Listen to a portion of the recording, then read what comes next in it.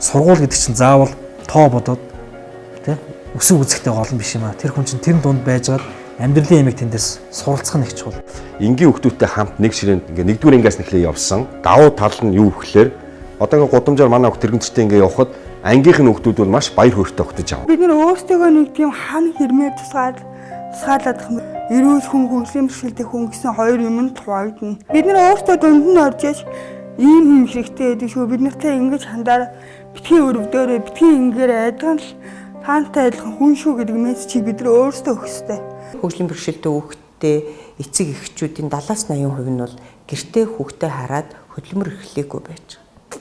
Хэрвээ энэ хүүхдүүдийг цэцэрлэгт нь сургуульд нь явуулаад энэ тогтолцоо бүрдэх юм бол эцэг эхчүүд ядаж хагас цагаар хөдөлмөр эрхлэх, хагас цагаар өрхийнхөө орлогыг нэмэгдүүлэх бололцоо боломж нь бас бүрдэх юм байна.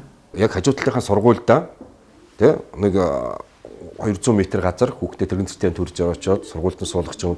Бид нар эдийн засгийн хувьд ч гэсэн хэмнэлттэй цаг хугацааны хувьд ч гэсэн хэмнэлттэй юм зүйл байхгүй.